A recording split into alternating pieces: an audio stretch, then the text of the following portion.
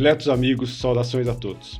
No episódio de hoje do Semcast, vamos falar sobre inteligência artificial.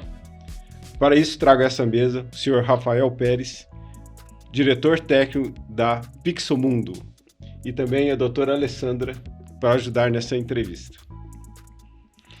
Bom, primeiro poderíamos começar com os conceitos, sobre inteligência artificial, porque a gente ouve hoje muitos nomes e às vezes nem sabemos exatamente o que significa, como Data Analytics, Big Data, inteligência artificial em si mesmo e Machine Learning. Poderia explicar alguns desses termos para a gente, Rafael? Claro. Bom, primeiro, super feliz de estar aqui. Eu acompanho o trabalho de vocês, e é um prazer assim, poder compartilhar um pouquinho do meu conhecimento aqui com o Sam. Em relação aos conceitos, é muito interessante a gente ver que eles não são novos, na verdade. Então, a inteligência artificial vem de muito tempo atrás. Em 1950, a gente já estava falando de inteligência artificial. Assim, a primeira rede neural, se não me engano, é em 1953, onde estavam tentando ensinar, e na verdade o cientista conseguiu ensinar o computador a aprender a jogar jogo de dama. Basicamente, dado um tabuleiro, o computador ele tem que aprender qual é o próximo movimento que maximiza a chance dele ganhar a partida. Então, isso há muito tempo atrás,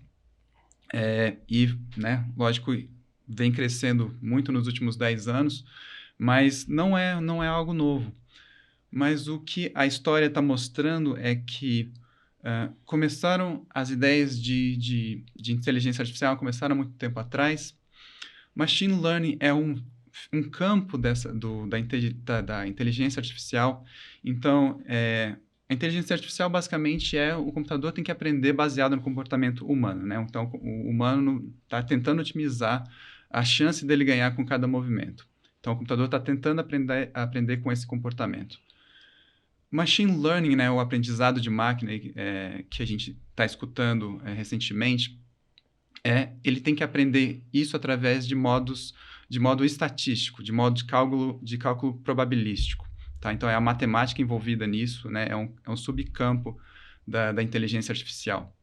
E agora, o que a gente está escutando com mais frequência é o Deep Learning, o aprendizado profundo, que é um campo menor do Machine Learning, do conhecimento de aprendizado de máquina, mas, nesse caso, usando o que eles chamam de redes neurais, os cientistas estão chamando de redes neurais, que a ideia que replica um pouquinho o cérebro humano, lembra um pouquinho o funcionamento do neurônio. Então, essa hoje é a área mais promissora, que está dando mais resultados, onde a gente vê, por exemplo, as pesquisas e as empresas investindo em carros que estão dirigindo sozinho, ou respondendo perguntas, Você fala com o Google e ele basicamente te responde. Então, o Deep Learning é essa área específica onde está sendo muito promissor e os resultados estão aparecendo bastante.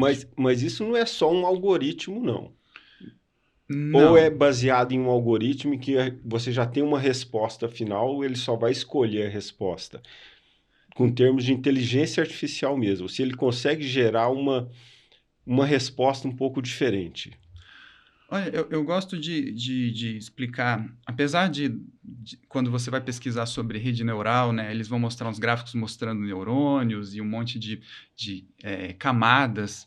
Eu gosto de explicar a rede neural de um modo que eu acho que a intuição que todo mundo deveria ter é a seguinte, comparado com o jeito que um computador processa hoje. Hoje você tem o usuário, você tem os dados, você tem um processamento e você tem um resultado. Então, o dado, por exemplo, é um raio-x, é uma planilha do Excel, é uma foto que alguém tirou no Instagram, Tudo isso é o usuário, é o dado.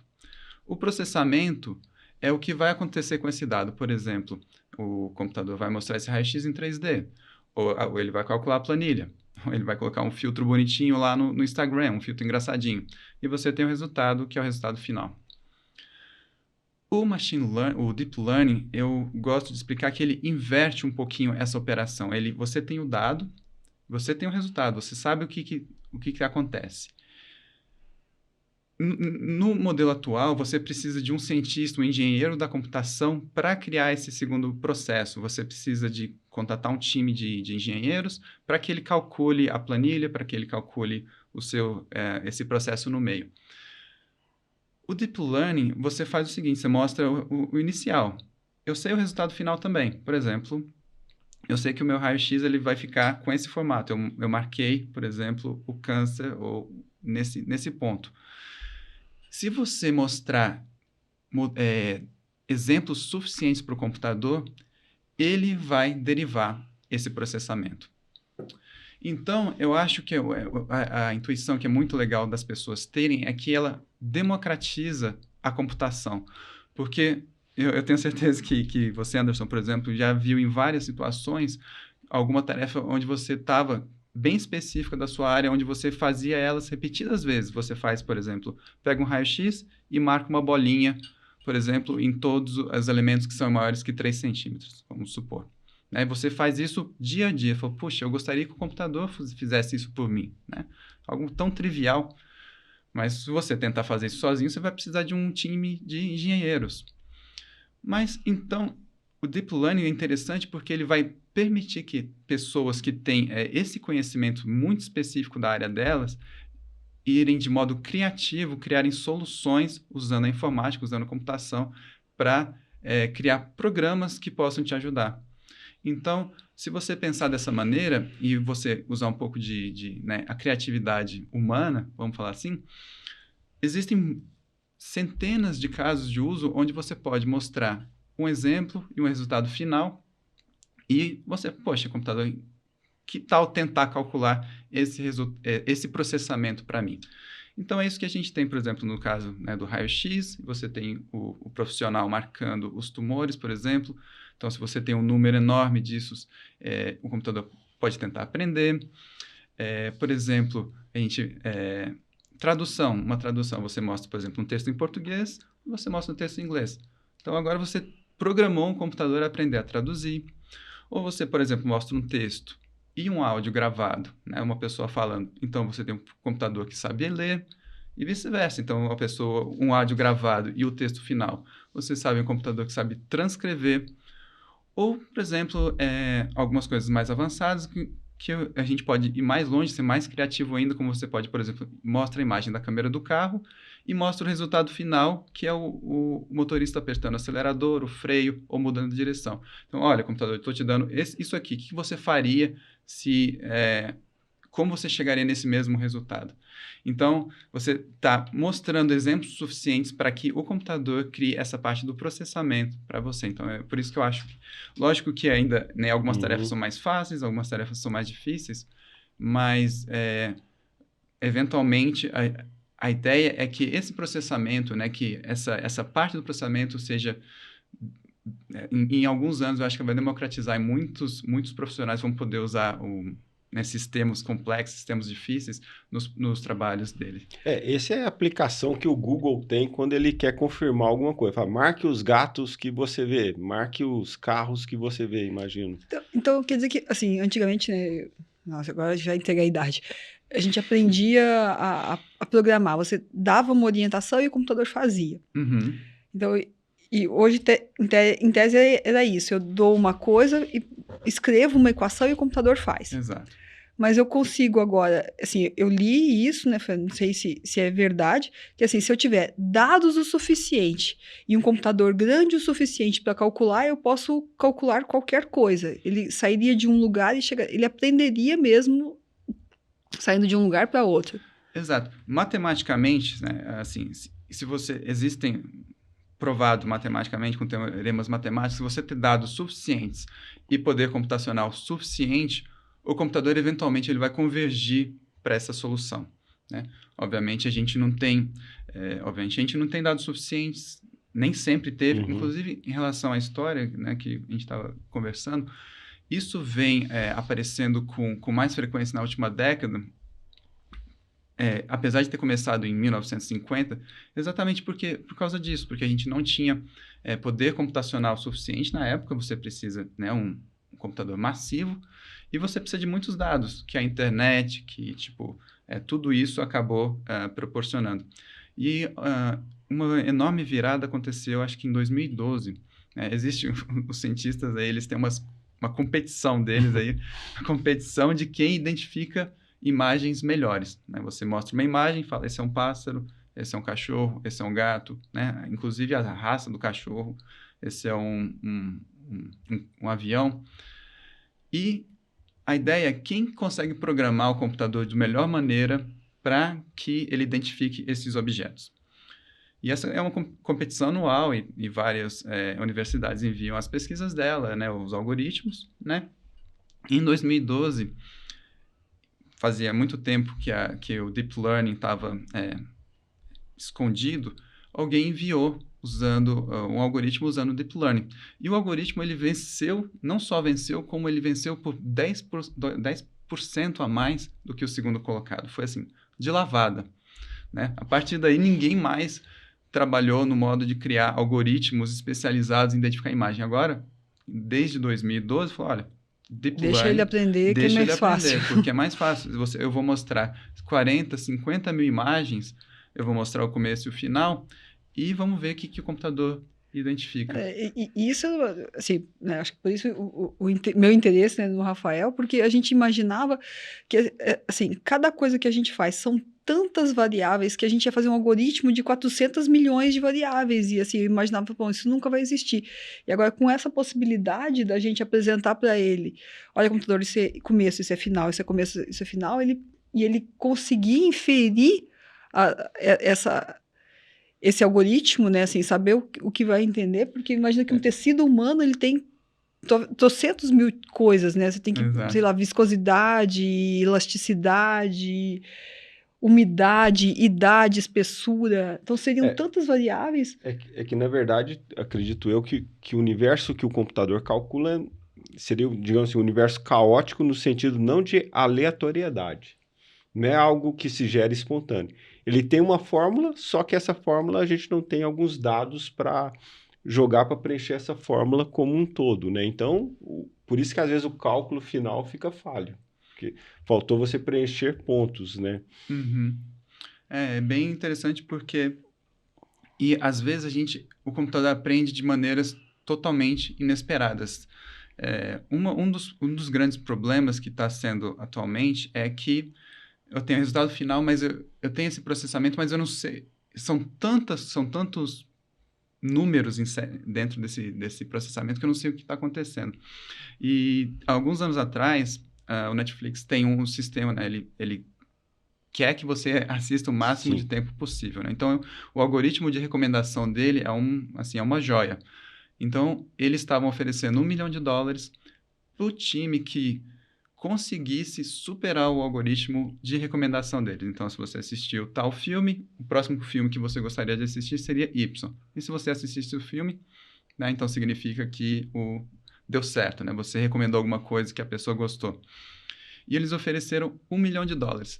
E o que se descobriu é que o computador, enquanto a gente tem categorias como, por exemplo, filmes de ação, filmes de comédia, filmes de faroeste, o computador descobriu que você tinha categorias como, por exemplo, filmes onde o ator é violento, filmes onde a personagem principal é muito forte. Ele criou novas categorias. Então, às vezes, coisas que não passavam pela nossa...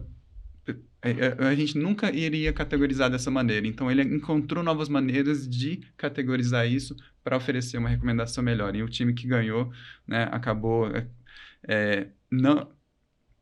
ultrapassando esse número foi muito inesperado, assim, do ponto de vista, assim, do que eu vou, né, quem gosta de ação vai continuar filme de ação, mas acabou ultrapassando muito o que eles esperavam. Nossa, realmente o próprio computador acabou pensando fora da casinha, né? Exato. Vamos assim dizer.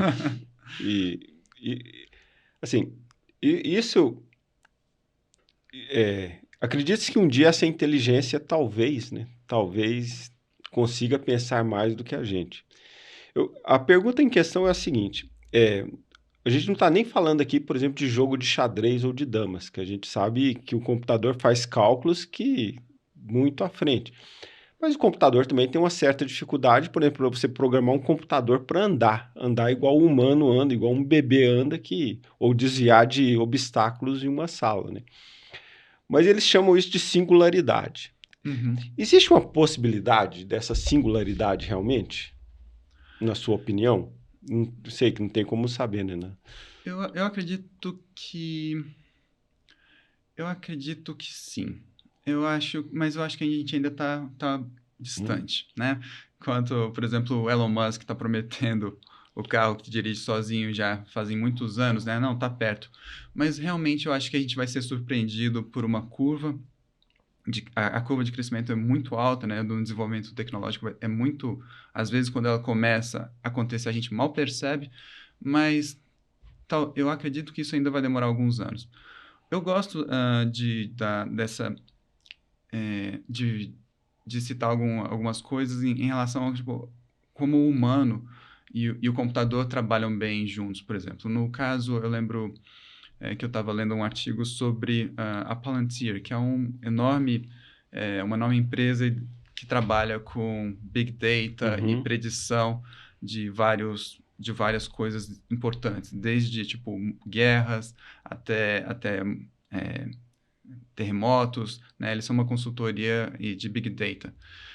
E eles já tentaram múltiplas vezes automatizar todo o processo. Não, o computador vai identificar o próximo movimento terrorista sozinho. Eles vão fazer o possível.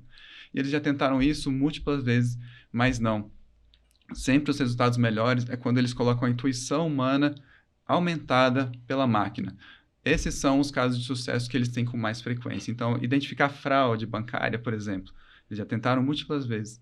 E, então, o que eu acho que a gente vai acontecer durante um bom período, né, é a gente poder aproveitar dessa inteligência artificial para aumentar, vamos falar assim, a nossa inteligência. E aí a gente vai poder se livrar de alguma dessas tarefas repetitivas que não adicionam muito e poder focar, por exemplo, na parte criativa e em criar coisas. E eu acho que eu acho que o futuro é muito bacana em relação a isso. Eu não vejo o exterminador vindo e aniquilando a gente. Não.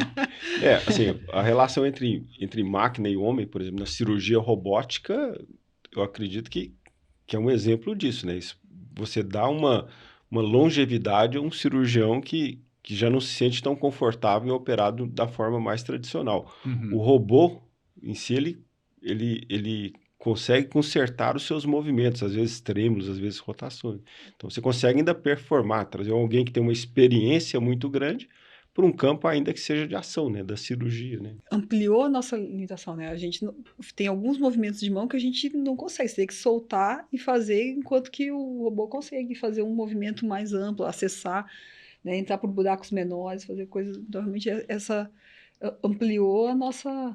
Mas assim, aí que talvez esteja a aplicação da inteligência artificial. Quando que você vai retirar esse humano, né, dessa cirurgia? Quando você confiaria que o robô o fizesse sozinho?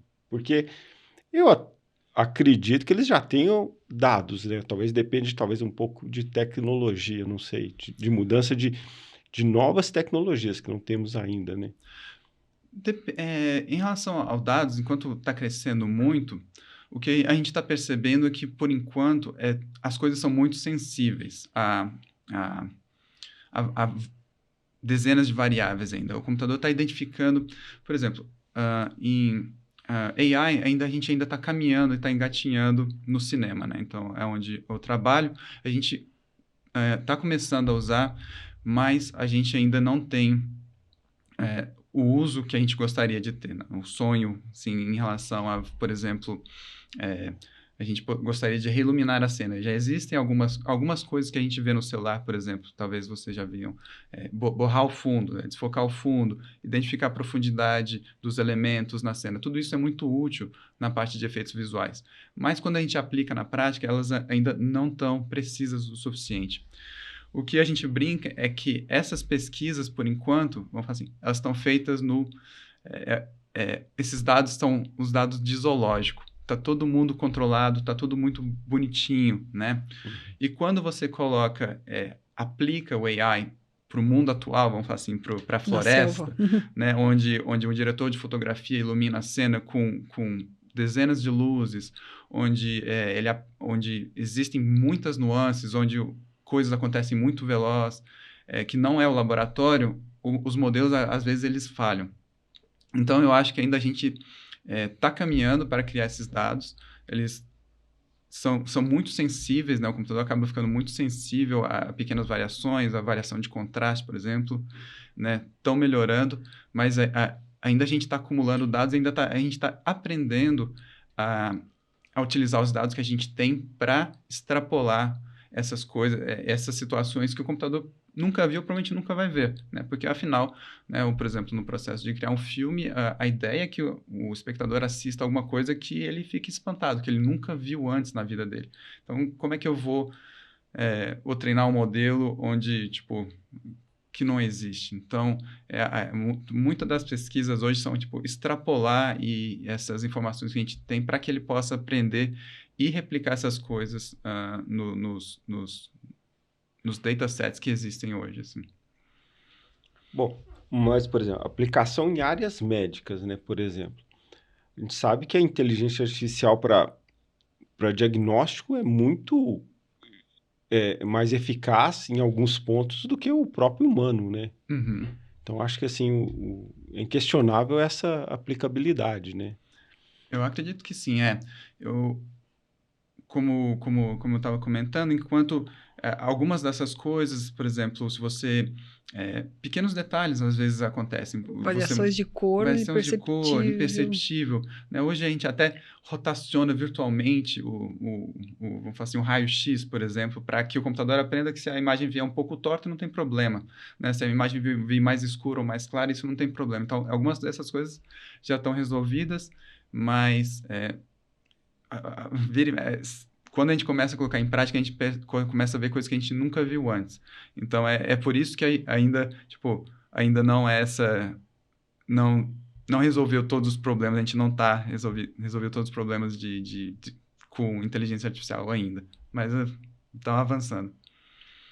Na sua área específica de cinema, o que são as novidades, por exemplo, em inteligência artificial? Olha, em cinema, enquanto, né, a gente não pode revelar os segredos industriais, a gente está vendo, inclusive existem os aplicativos de trocar o rosto, né? Os deepfakes. Os deepfakes, né? Existe tecnologia agora, por exemplo, se o filme é americano, por exemplo, e não só trocar o rosto, mas trocar um pouco a fala, para que a dublagem também repita. Olha. Né? Então, a pessoa está falando em português, mas ao invés daquela, tipo, ficar abrindo sem né, ter conexão com a língua, então a gente está começando a trocar para que a pessoa fale a língua nativa, por exemplo. Né, no ano passado, nesses últimos anos, né, vários filmes onde os atores estão muito velhos, mas você precisa de algumas cenas onde eles estão mais novos. Então, isso é um excelente caso, por exemplo, para a tecnologia artificial. A gente rejuvenesce o ator, né? Então, normalmente, o método tradicional demora bastante. E ainda é usado com frequência porque dá muito controle. Né? Que nem eu falei, a inteligência artificial ainda é difícil de controlar. Então, se o diretor pede, me rejuvenesce 5 anos mais, é difícil falar para o computador ainda, vou ter que treinar tudo de novo, entendeu? É um pouco mais complicado. Então, as técnicas tradicionais têm mais controle. Mas, em relação à captura de movimento, né? Então, você capturar o movimento para colocar numa animação ou mesmo para um personagem em 3D. Então, tudo isso está aparecendo já no cinema. Reiluminar a cena. Então, se eu filmo aqui e eu gostaria, muita gente, quando a gente filma no fundo verde, né, você acaba meio que identificando, porque a luz não bate, né?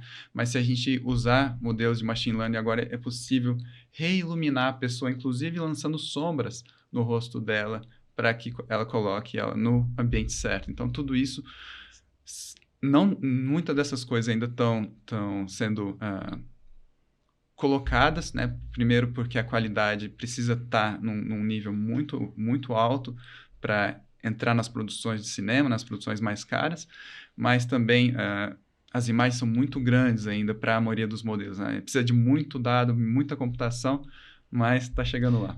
Antes de entrar aqui num assunto específico sobre Big Data, o filme Matrix usou porque foi uma revolução em efeitos especiais. O primeiro não.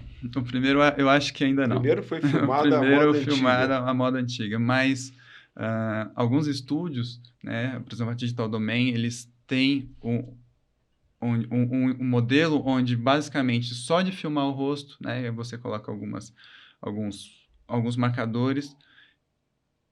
Logicamente, vários artistas passaram um bom tempo colocando essa animação dentro da máquina, então compara o antes e o depois, e agora eles estão criando um modelo deles, onde eles conseguem criar essas animações faciais só colocando uma câmera na frente da pessoa. Então, é alguma coisa que demorava dias ou às vezes semanas para criar uma cena, por exemplo, mas aí agora você tem a possibilidade de gravar e quase ter uma animação pronta em 3D. Macacos, o né? Planeta dos Macacos. Limpar, por exemplo... existe no trabalho do Planeta dos Macacos, existe muito trabalho em limpar a captura de movimento, porque às vezes o marcador ele sai de cena, então quando a gente tá vendo lá, de repente o braço tá virado para um lado nada a ver, assim, alguma coisa. É muito interessante, porque o marcador sumiu um segundo, o movimento fica estranho. Então, usando Big Data, usando Machine Learning para mostrar o que é o movimento certo, que esse movimento que o braço virando para trás não existe, tá usando isso para filtrar e limpar a captura de movimento. Então, isso salva muito tempo, por exemplo, na produção também. Bom, hoje nós temos alguns dispositivos, né, esses relógios que tem todos os você seus dorme, dados, você acorda, ele já fala Isso tudo. serve para captação de dados de inteligência artificial. Com certeza, com certeza. Os sensores, né, cada vez menores, eles são... a parte de ter dados é a parte fundamental para você derivar, né, ou você inferir o que vai acontecer. Então, se a pessoa, por exemplo... pode ser que, de repente, a gente estava conversando aqui fora, né, de repente ela possa cair ou ela possa ter algum problema de saúde. Então, se você está monitorando esses dados com frequência, alguma coisa muito personalizada, onde a própria máquina pode continuamente oferecer feedback, falando, olha, né, acho que é melhor você ligar para o seu médico, acho que as coisas não estão indo tão bem assim. Piada, né? Só para esclarecer o ouvinte, o Rafael, ele mora no Canadá, ele vive e trabalha lá no Canadá. E assim, tenho certeza que lá deve ser um pouco diferente no sentido que nós temos uma lei para proteção de dados, né? Uhum. Como que é vista essa lei para um aparelho ter seus dados e você não sabe exatamente onde isso vai parar? Olha, o Canadá especificamente, ele está começando a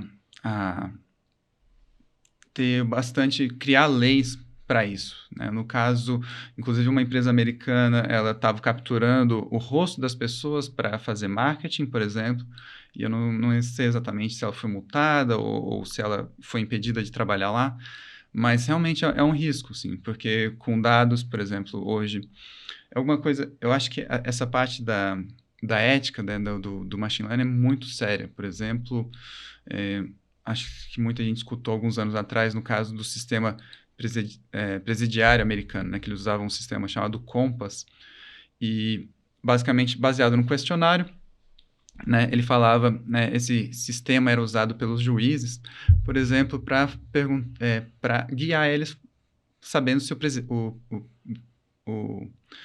a pessoa presa ela poderia ser solta em liberdade condicional, né? Então, baseado no histórico dele, ele perguntava para o computador, olha, baseado nisso, esse cara vai voltar aqui, né, ele vai ser preso de novo, ele é um problema para a sociedade ou não? E, né, então, o que aconteceu é que alguns anos depois, alguns jornalistas foram atrás desses dados, dessas pessoas, e eles começaram a descobrir que, na verdade, o computador estava sendo preconceituoso. Então, o computador, com essas informações que eles estavam oferecendo, o computador estava acabando privilegiando brancos, soltando mais brancos, e eles estavam voltando com uma frequência muito maior que, por exemplo, negros ou outras raças. Então, né, se o sistema estivesse funcionando bem, ambos voltariam para a cadeia na mesma proporção. Então, é algo muito, muito delicado mesmo, essa coisa dos dados. Até porque, seguindo nessa mesma preocupação, essa semana, eu acho que a semana passada, o MIT soltou uma pesquisa onde o computador conseguiu identificar a raça baseado no raio-x das pessoas. Então, baseado mostrando, sem mostrar o rosto, sem mostrar nada, simplesmente com o raio-x, o computador conseguia determinar se era um branco, asiático, hispânico ou tudo mais. Né? Então, é muito importante que, onde menos você espera, você tem informação para discriminar uma pessoa, para você ela ir para de repente, sem querer, mas você acaba privilegiando um tipo de paciente, mandando ele para um tratamento ou não. Então, é sempre importante ter essa parte da segurança, né, de ficar em mente, ser bem cético. Sim. Né, porque, como eu falei, ele pode aprender categorias que a gente nem imaginava. Ele pode realmente aprender a ser preconceituoso porque, por exemplo... Os dados que nos alimentaram estavam enviesados. Né? Exatamente. Existe uma história na internet que colocaram duas inteligências artificiais para conversarem. Uhum. E, em certo momento, começaram a falar uma linguagem entre elas. É real isso? Aconteceu de fato? É só lenda urbana? Eu não acompanhei, eu não vi essa matéria, talvez seja, mas é interessante, porque semana passada eu estava brincando com um colega meu que no Microsoft Teams, agora, tipo, ele mostra algumas sugestões baseadas no que a pessoa escreveu. E eu achei engraçado as perguntas, né? Porque uma era meio motivacional. Não, vai dar tudo certo. Eu cliquei, vai dar tudo certo. Né? E ao mesmo tempo, eu mandei um screenshot falando que não foi eu que escrevi, foi o computador. E ele devolveu uma resposta. E eu achei a resposta engraçadinha. Ele falou, esse não foi eu, foi o computador. Então, a gente estava, basicamente, o computador conversando com ele mesmo. Então, de repente, não foi com... Eles não criaram uma linguagem no momento, mas é interessante, né? Eles conversando entre si. Foi muito curioso. E assim, outra, não sei se é lenda, o fato de você ter uma conversa com um celular do lado e, de repente, aparecer um punhado de propagandas, isso existe também? Eu particularmente, eu não acredito nisso, tá? Eu não acredito... Enquanto a gente brinca, fala, né, tem o botãozinho do Alexa, né, que você deixa mudo, né? Vai ter um dia que a gente vai falar, né? Você tá no mudo. Né? Poxa, se tá no mudo, como é que você me escutou? Né? A gente tem certeza que eles de repente estejam escutando, né? Então, você está falando, mas eu estou no mudo. Mas então, eu acredito que não, mas a gente deixa dicas muito sutis pela internet, né? Em relação à privacidade, por exemplo, só quando você acessa, por exemplo, uma página na internet, o seu navegador, a tela, o tamanho da sua tela, algumas dessas informações, ela formam como se fosse uma impressão digital, né? E isso é usado, obviamente, pelo Google, pelo Facebook, por todas essas mídias que estão tentando monetizar em cima das pessoas, porque elas, de modo geral, elas precisam rastrear você pela internet para que elas possam continuar te empurrando as propagandas dele. Então, eu acho que a gente deixa dicas muito sutis pela internet, mas elas são capturadas de modo que a gente não percebe. Então, eu não acredito que eles estejam escutando ainda, mas eu acho que existe, sim. Eu acho que o que eles oferecem não foi por acaso, não foi. Ali tem uma programação, sim. E é interessante o quanto que isso vem crescendo, que estava brincando que talvez um triagista, né? Porque hoje o sistema de um pronto-socorro você chega e tem que passar por uma enfermeira, tal, para te classificar no nível de urgência, né? Uhum. E eu imagino que daqui a pouco a gente vai conversar com um robô antes de ir para o pronto-socorro. Ele vai te indicar, olha, precisa ir, vai...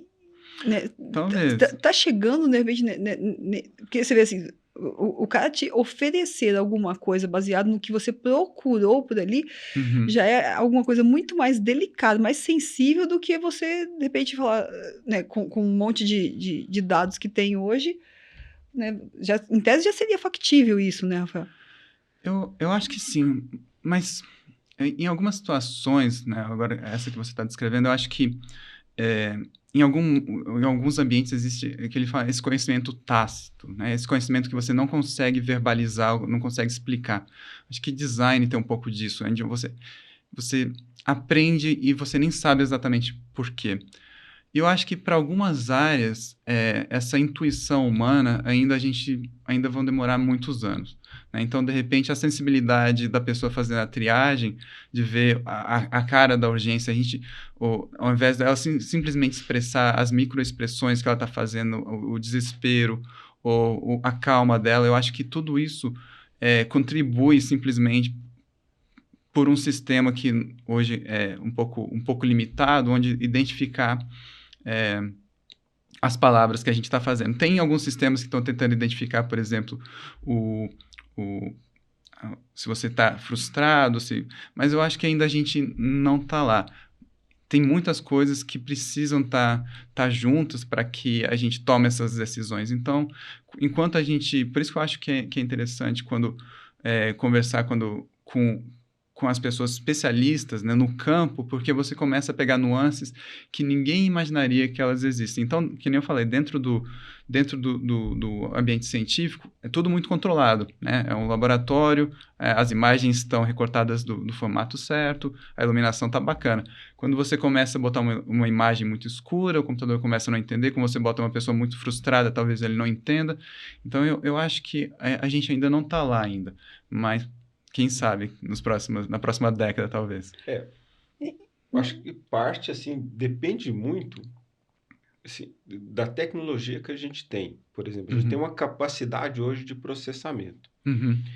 E assim, mesmo processador, a gente sabe que eles estão fazendo processadores menores, mas chega um ponto que o próprio elétron foge daquelas vias do processador. Eles não conseguem diminuir isso mais de tamanho. Eu acho que requer um pulo aí da tecnologia. Igual uma calculadora não é um ábaco em miniatura, entendeu? Então, assim, precisa, não sei, acredito que talvez mudar a tecnologia mesmo antes desse próximo passo, né? Com certeza, com certeza. Nessa que eu comentei da competição da ImageNet, né, que em 2012 eles ganharam por 10%, uma das sacadas, além de usar a rede neural, eles usaram pela primeira vez, né, esse grande impulso que o Deep Learning teve por causa de um processador específico usado em placas de videogame, né, nas placas gráficas. Ninguém imaginava, essas placas são 90% do tempo vendidas para quem está querendo jogar videogame, 10% usado por profissionais que estão de arquitetura, de engenharia e tudo mais. Mas o grosso mesmo, essas placas são feitas para videogame. Só que elas têm uma capacidade muito incrível, elas são feitas para processar, às vezes, dentro dela, ao invés de ser uma CPU, na verdade, elas são múltiplos processadores, às vezes 100, às vezes 200, às vezes 1000 processadores simultâneos atuando no mesmo dado. Então, é um pouco acaso do destino. Então, a gente o Deep Learning encontrou sem querer essa parte, essas GPUs que foram criadas para outra atividade, né? Então, a tecnologia, a ciência juntou com o acaso desses processadores estarem disponíveis, estarem ficando cada vez mais baratos, e é isso que impulsionou na última década. Agora, o Google, Facebook, a Tesla, eles estão criando chips específicos para Deep Learning, mas toda a última década, a maioria do desenvolvimento foi baseada em chips que foram criados para jogar videogame. Então, a gente não sabe o que vem depois. A gente agora está fazendo chips específicos para AI. Mas quem sabe a próxima tecnologia, o que a gente vai precisar fazer para dar o próximo passo ainda é um pouco uma incógnita, assim. É interessante que, na verdade, você está falando dessa coincidência, né? E eu acho que a coincidência, né, do Rafael estar aqui, né, é justamente essa, né? Porque assim, eu passei uma década procurando como eu ia organizar os dados que eu queria de uma forma, né? Porque a gente, né, trabalhando com a parte dinâmica, que você... Quando a gente trabalhava com a parte de expansão craniana clássica, né? Que você media, olha, são 3 milímetros para frente, 5 milímetros para frente, 7, assim. Só que não era bem assim, né? Eu fazia 5 para frente, só que é uma mandíbula, com tecido, com tudo. Eu fazia 5, ela chegava a 7, eu fazia 8, ela chegava a 2. Então, ela entortava, dependendo de onde eu colocasse mais longe ou mais próxima à haste, os vetores, cada uma era uma. Né? E assim, eu passei uma vida procurando isso na parte da matemática, na parte da física, eu fui achar no cinema realmente essa interação que permitiu que a gente transpusesse um pouco os dados e trabalhasse nesse pedaço, mas tem né, uma história que mesmo os exames de imagem, né, melhoraram porque meninos, né, que jogam videogame, que queriam melhorar o gráfico de videogame, programaram, e alguém falou, não, isso pode ser usado para ver melhor uma tomografia, ver melhor uma ressonância, né? O poder da multidisciplinaridade, né? De um entender o que o outro está fazendo e falar, não, resolve esse problema para mim. Rafael, muito grato pela sua presença, uma excelente explicação sobre inteligência artificial.